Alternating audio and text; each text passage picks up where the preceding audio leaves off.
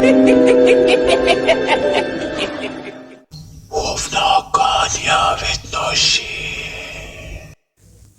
Video and updates के लिए bell icon पर प्रेस करें और ऑल पर सेट करें। शुरू करते हैं। अल्लाह की बाबरकत नाम से जो बड़ा मेहरबान और नहायत रहम वाला है। तमाम तारीफ़ें मेरे अल्लाह रब्बुल इज़्ज़त के लिए हैं। खौफनाक कहानियों के मुअज़्ज़िज़ नाज़रीन को मेरी तरफ़ से अस्सलाम वालेकुम। उम्मीद करती हूँ आप सब लोग खैरियत से होंगे, जहाँ होंगे खुश होंगे। आज आप लोगों के लिए मैं बहुत ड्रामनी कहानियाँ लाई हूँ जिन्हें आप लोग बहुत पसंद करेंगे। आज की पहली खौफनाक कहानी अब्बास शेयर कर रहे हैं। अब्बास कहते हैं, हम लोग बहावल नगर के रहने वाले हैं। आज आपके साथ हम लोगों की एक वर्कशॉप है। हम लोगों का वहाँ पर एक बहुत उम्र रसीदा बुज़ुर्ग एक मुलाजिम है। हम उनसे ज़्यादा काम नहीं करवाते, लेकिन वो रिज़्क़ हलाल कमाने के लिए फिर भी हमारी वर्कशॉप पर काम करते हैं। उनका बताया हुआ एक खौफनाक किस्सा शेयर करना चाहता हूँ। उनका नाम है बाबा खुर्शीद। तो हम लोग एक दफ़ा, आज से 4 साल पुरानी बात है, सख्त सर्दी का मौसम था। तो हम लोग अपनी वर्कशॉप में ही आग जलाकर बैठते थे, क्योंकि वर्कशॉप जो थी वो बिल्कुल आबादी से हटकर हाईवे वाली साइड पर थी। तो वहाँ पर हम लोग आग जलाकर बैठते थे। ठंड बहुत ज़्यादा होती थी। एक छोटा सा किचन भी बनाया हुआ था, वहीं पर हम लोग चाय वगैरह भी बना लिया करते थे, और घर से जो खाना लेकर आते थे वो भी हम लोग वहीं पर गर्म करके खा लिया करते थे। तो बातों बातों में जिन्नात के किस्से छिड़ गए। मगरिब से पहले की ये बात है। ठंड बहुत ज़्यादा थी। आग सेकते सेकते बातें शुरू हो गई। तो बाबा खुर्शीद ने बताया कि जिस वक्त वो बिल्कुल नौजवान थे तो उनके वालिद साहब जो थे वो एक गांव में रहते थे। बहावल नगर से आगे वाली साइड पर उनका कोई गांव था। तो वहाँ के वो रहते थे। वो कहते हैं कि उनके वालिद साहब जो थे वो एक कोचवान थे, जैसे गांव में तांगा चलाने वाले कोचवान होते हैं। तो उनके वालिद साहब के साथ एक बहुत ज़्यादा डरावना हादसा हुआ। तकरीबन 70-80 बरस पुरानी बात थी। वो कहते हैं कि मेरे वालिद साहब एक दफ़ा दूसरे गांव से वापस आ रहे थे। रात का वक्त था, कोई 7 बजे का टाइम होगा, सर्दियों का ही मौसम था। तो गांव के पुराने पीपल के दरख्त के पास उनको एक बूढ़ा और बूढ़ी बैठे हुए नजर आए।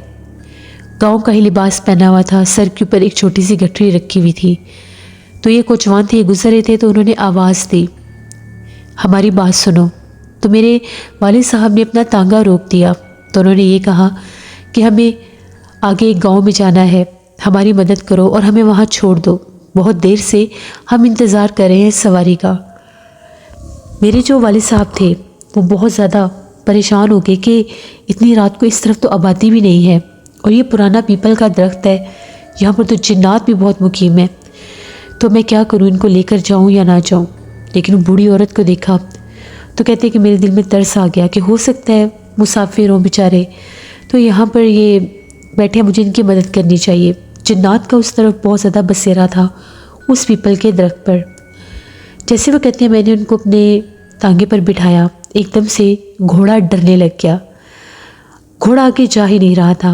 बड़ी मुश्किल से मैंने उसको, जैसे वो हंटर सा मारा उसको, और ये कहा, चाबुक मारा कि चलो आगे। तो बड़ी मुश्किल के बाद घोड़ा चलने लग गया।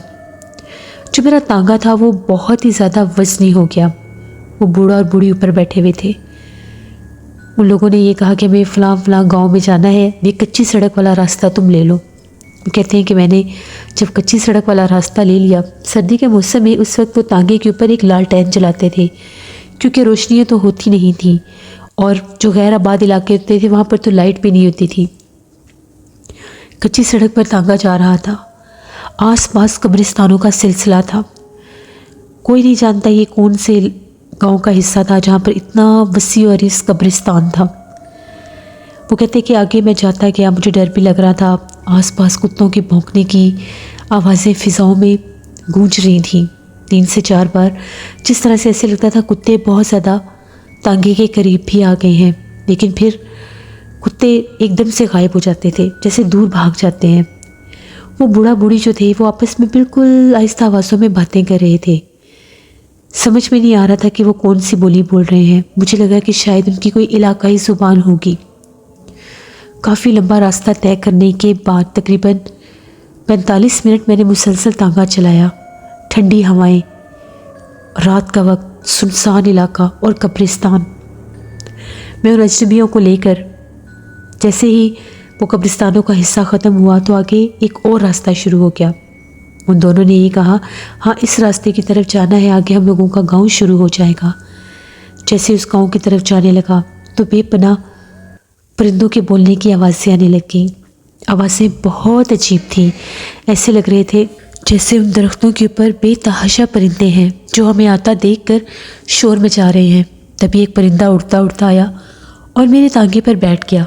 جب میں نے دیکھا تو وہ ایک الو تھا۔ میں نے اس کو بہت اڑانے کی کوشش کی مگر وہ نہیں اڑا۔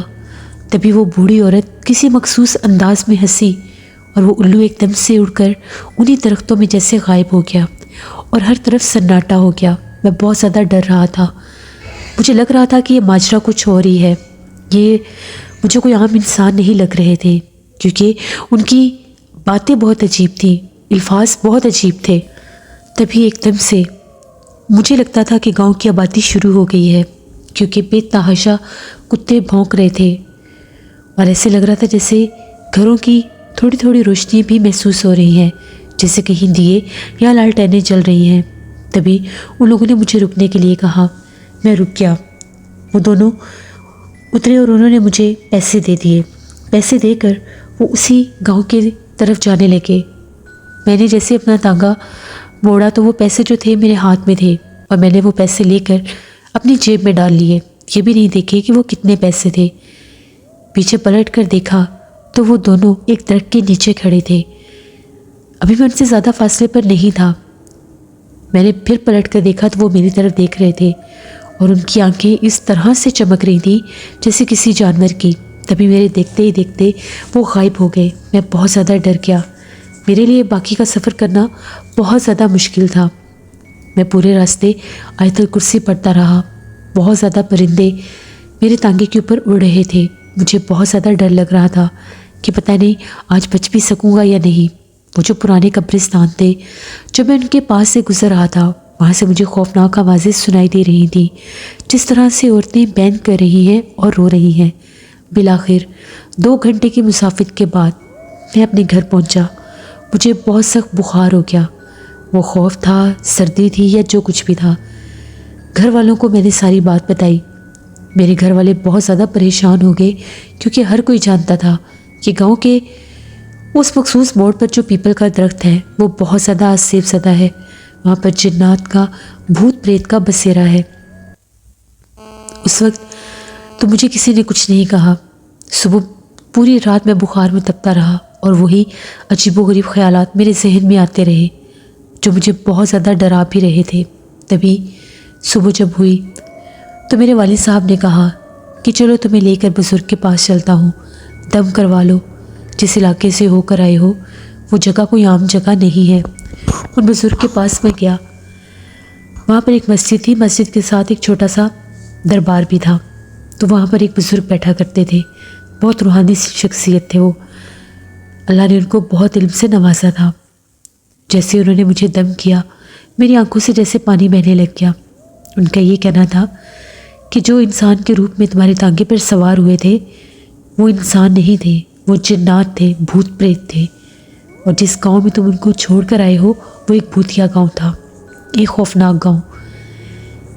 کسی دور میں وہاں پر ایک بزرگ فقیر کے ساتھ کسی نے بہت برا کیا تھا تو اس نے پھر بد دعا دے دی تھی کہ اس گاؤں میں انسانوں کی تو قدر نہیں ہے، اس لیے اس گاؤں میں انسانوں سے زیادہ جنات آباد ہوں گے۔ اس کے بعد اس گاؤں میں ایک شام شدید آندھی آئی اور اس کے بعد اس گاؤں میں انسان سے زیادہ بھوت پریت کا بسیرا ہو گیا اور وہ پورا گاؤں جو تھا آسیب زدہ ہو گیا۔ وہاں پر انسان بہت عرصہ پہلے ہی جا چکے تھے، اس گاؤں میں کوئی بھی انسان نہیں ہے۔ وہ جنات کا گاؤں مشہور ہو گیا تھا، بھوت پریت اور آسیب زدہ گاؤں۔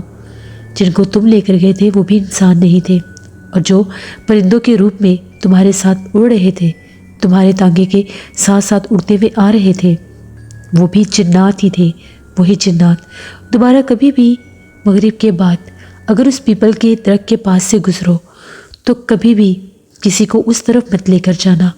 پھر انہوں نے مجھے دم کیا، حفاظت کا ایک تعویذ دے دیا۔ بابا خورشید کہتے ہیں ہمارے ابو ہمیشہ ہمیں یہ قصہ سناتے تھے۔ وہ کہتے ہیں کہ ایک دفعہ اسی طرح سے میں دوسرے گاؤں سے واپس آ رہا تھا۔ اسی پیپل کے درخت کے پاس میں نے ایک سجی سوری دلہن کو کھڑے دیکھا۔ ایسے لگ رہا تھا جس طرح سے کوئی دلہن وہاں پر کھڑی ہے۔ اس نے مجھے رکنے کا کہا، لیکن میرے پاس حفاظت کا تعویذ تھا۔ جیسے ہی میں نے تانگا روکا، ایک دم سے اس نے چیخ ماری اور اس درخت کے پیچھے غائب ہو گئی۔ کیونکہ جب میں وہاں سے گزر رہا تھا اس وقت میں درخت سے تھوڑا دور تھا۔ وہ سمجھ گئے کہ یہ بھی کوئی جنات کی ہی قسم تھی۔ دلہن کے روپ میں پچھل پیری چڑیل ہوتی ہے۔ اکثر وہاں پر اس درخت سے جب لوگ گزرتے تھے تو پتھراؤ بھی ہوتا تھا اور خوفناک چیخیں بھی سنائی دیتی تھیں۔ کچھ لوگوں کا یہ کہنا تھا کہ یہ جو گاؤں ہے اس کا تعلق اس پیپل کے درخت کے ساتھ بھی ہے۔ کچھ لوگوں نے یہ کہاوتیں مشہور کر دی تھیں کہ وہ جو فقیر تھا جس نے بد دعا دی تھی وہ اس پیپل کے درخت کے نیچے بیٹھا کرتا تھا۔ یہاں پر بھی لوگ اس کو بیٹھنے نہیں دیتے تھے۔ وہ کون تھا کوئی نہیں جانتا، اس کا کوئی گھر نہیں تھا۔ گاؤں کے گھروں سے وہ کھانا مانگ کر کھایا کرتا تھا، لیکن گاؤں کے ہی کچھ لوگوں نے اس کے ساتھ بہت برا کیا تھا۔ اس کو گاؤں سے نکالنے کی کوشش کی، بہت مارا پیٹا، تب اس نے بد دعا دی تھی۔ اور پھر اس کی بد دعا کے بعد وہ پورا گاؤں آسیب زدہ ہو گیا۔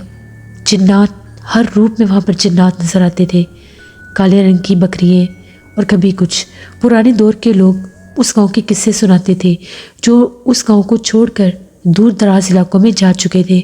بہت سے جانی نقصان بھی اس گاؤں میں ہوئے تھے۔ بابا خورشید کہتے ہیں میرے والد صاحب نے وہ گاؤں اپنی آنکھوں سے دیکھا تھا اور گاؤں کے بہت سے بزرگ لوگوں نے بھی اس گاؤں کو دیکھا تھا، لیکن کوئی بھی اس طرف جانے کی کوشش نہیں کرتا تھا۔ وہ جو دور دراز علاقے تک پھیلا قبرستان تھا، پہلے وہ 3 گاؤں کا قبرستان تھا۔ 3 گاؤں کے جتنے بھی لوگوں کی تدفین ہوتی تھی اسی ایک قبرستان میں ہوتی تھی، لیکن اس آسیب زدہ گاؤں کے بعد ان قبرستانوں کی طرف بھی کوئی نہیں جاتا تھا۔ لوگوں کا یہ ماننا تھا کہ وہاں پر بھی بہت زیادہ بھوت پریت اور جنات آباد تھے۔ یہ ایک کہانی تھی جو ہم لوگوں کے ورک شاپ پر ایک ملازم جو تھے بابا خورشید، انہوں نے ہمیں سنائی۔ اکثر آج بھی جب ہم ان کے پاس بیٹھتے ہیں سردی کے موسم میں تو ہم ان سے ان کے والد صاحب کے کچھ قصے سنتے ہیں۔ 1-2 ان کے والد صاحب کے ساتھ اور بھی بہت ڈراؤنے حادثے ہوئے تھے کیونکہ وہ ایک کوچوان تھے۔ وہ بھی میں نیکسٹ سٹوری میں آپ کے ساتھ شیئر کروں گا۔ بہت شکریہ عباس صاحب کا۔ جیسے یہ تھی آج کی خوفناک کہانی۔ اپنا فیڈ بیک مجھے ضرور دیں، آپ لوگوں کو کیسی لگی۔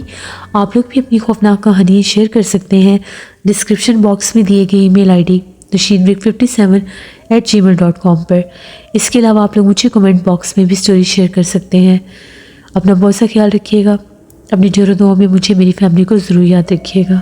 Thank you for listening my stories. Stay blessed. اللہ نگہبان۔